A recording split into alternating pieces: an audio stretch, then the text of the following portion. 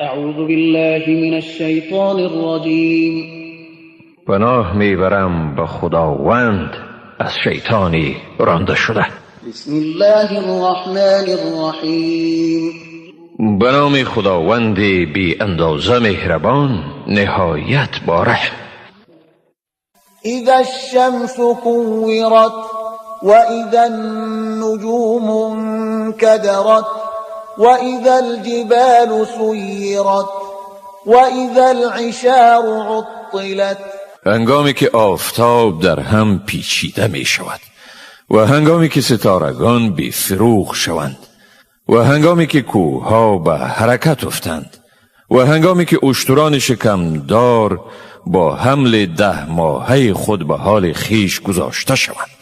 و اذا الوحوش حشرت و اذا البحار سجرت و اذا النفوس زوجت و اذا الموءودة سئلت بأي ذنب قتلت.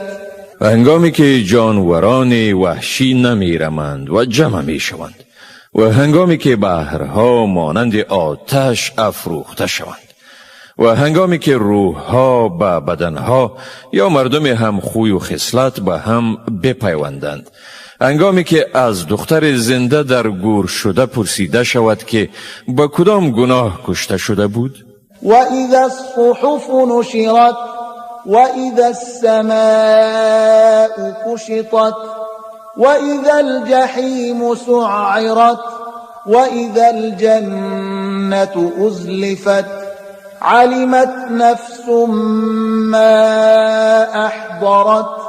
هنگامی که نامه های اعمال گشوده شود و هنگامی که پرده آسمان برداشته شود، هنگامی که دوزخ شعله‌ور گردد و هنگامی که بهشت نزدیک آورده شود، در آن وقت هر کس می فهمد برای خود چی آماده کرده است. فلا اقسم بالخنس الجوار الكنس والليل اذا عسعس والصبح اذا تنفس. پس سوگند به آن ستارگانی که باز می گردند، راست می روند و گاهی پنهان می شوند، و سوگند به شب که می آید و می رود و به صبح هنگامی که می دمد. إنه لقول رسول كريم ذي قوة عند ذي العرش مكين مطاع ثم امین. بیگمان این کلام رسول یعنی فرشته عالی قدر است، صاحب قدرت نزد خداوند صاحب عرش والا، فرمان روا و امانتکار. وما صاحبكم بمجنون ولقد رآه بالأفق المبين. و ای مردم، یارو همراه شما دیوانه نیست و بیگمان او را در افق روشن دید.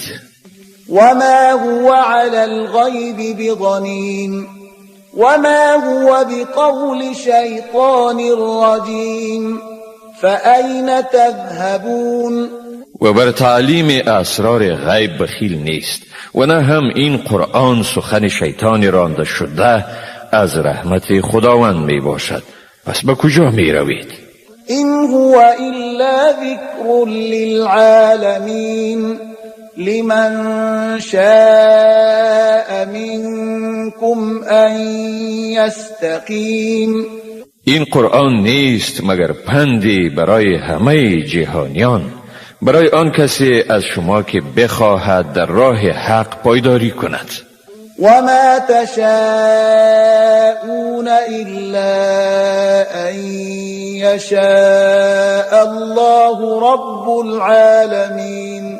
و شما نمی خواهید پایداری کنید مگر آنکه خدای پروردگار جهانیان بخواهد، یعنی به شما توفیق عنایت کند. صدق الله العظیم. خداوند راستگوی بزرگ است.